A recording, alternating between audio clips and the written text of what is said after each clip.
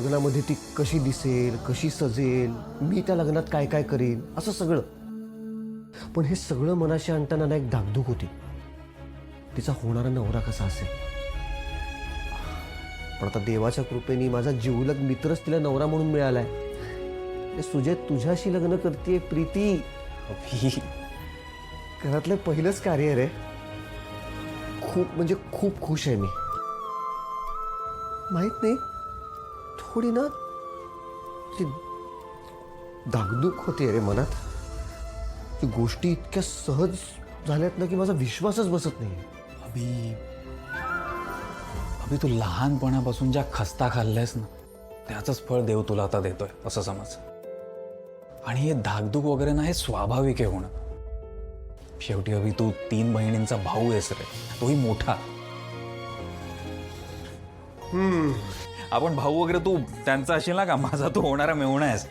आणि आता मी तुला ऑफिशियली म्हणू शकतो. काय साले साहब.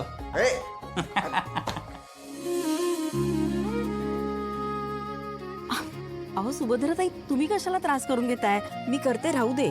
अहो असू दे. अगं आई, तेच मी म्हंटल मगाशी, उगाच त्रास करून घेतात काकू. अगं त्रास कसला त्यात? आता जयश्री ताई तुमच्यासाठी प्रेमाने काही ना काहीतरी करतात, त्याचा त्यांना त्रास होतो का? नाही ना. तसंच मला सुद्धा माझ्या लाडक्या सुनेसाठी कुठलंही काम करताना अजिबात त्रास होत नाही. उलट तिच्यामुळे हे घर मला माझंच वाटतं. खरं सांगू का सुभद्राताई तुम्हाला, मुलीचं लग्न ठरलं की मुलीच्या आईला खूप काळजी वाटत असते. असंख्य प्रश्न पडलेले असतात. आपली मुलगी ज्या घरी लग्न करून जाणार आहे ते सासर कसं असेल, ती मंडळी तिला समजून घेतील ना, मुलगी तिथं नीट रुळेल ना, असे 1 ना 10 असंख्य प्रश्न पडलेले असतात. काळजी सुद्धा वाटत असते हो. पण खरं सांगू का, आमची प्रीती तुमच्याकडे लग्न करून येते ना, तुमची सून होती म्हटल्यावर मला कशाची काळजी नाही बघा. आणि काळजी करूही नका, तुमच्या लेकीला कशाची कमी भासू देणार नाही आम्ही. नाही, बरोबर आहे तुमचं. तुम्हा कोणाला नसलं ना तरी मला खूप टेन्शन आहे सुजय दादाचं. का? अहो, आतापर्यंत सुजय दादाला ती पार्ट टाइम त्रास द्यायची, आता फुल टाइम देणार ना. असं काही होणार नाही. गुणाची आहे माझी सुनबाई. ओह, बाप रे, लगेच पाठराखीण वगैरे झालंय. म्हणजे सासू सुनांमध्ये एवढं प्रेम आहे. नाही, ठीक आहे, आता असू दे, बघूया लग्नानंतर काय होतंय ते.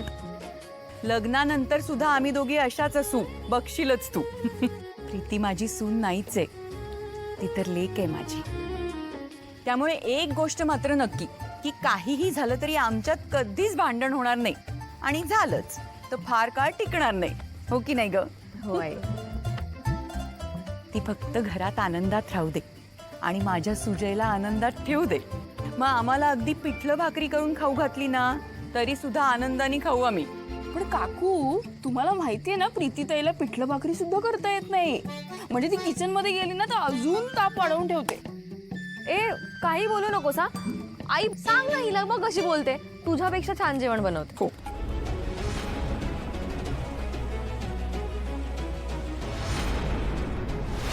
अरे अभि, अरे इकडनं गाडी घे ना, राईट साईडला. इकडे लवकर मोजू अरे आपण. बर बाबा, आत्तापासून सगळं तुझं ऐकतो. चल. हो चल.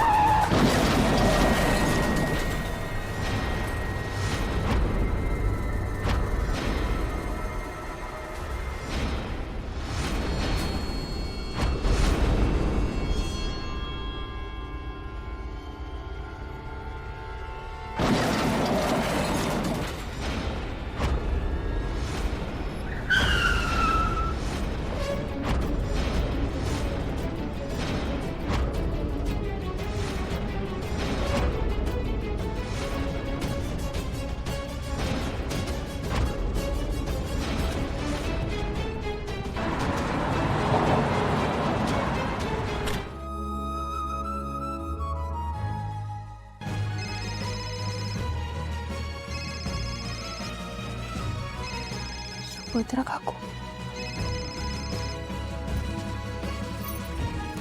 हॅलो. हॅलो ज्योती, अगं सुजय अजून आला नाहीये घरी. तिथे आलाय का? हॅलो, अगं बोलत का नाहीयेस तू? अच्छा, म्हणजे तिथेच आलाय ना? आणि आता खुणावून तुला सांगत असेल माझ्याशी काय बोलायचंय ते. शहाणा आहे. अगं त्याला इतक्यांदा सांगितलंय आता तुझं लग्न ठरलंय बाबा, लग्नाआधी इतका वेळ तिथे थांबायचं नाही. पण माझं ऐकेल तर ना. दे त्याला फोन, बोलते त्याच्याशी. हॅलो. Hello hello. हा काकू, अहो ते दोघं अजून घरी आलेले नाही आहेत. काय? अजून घरी आले नाहीये? म्हणजे असे कसे नाही आले अजून? पण त्यांनी यायला हवं होतं. अजून कसे कुठे राहिले असतील?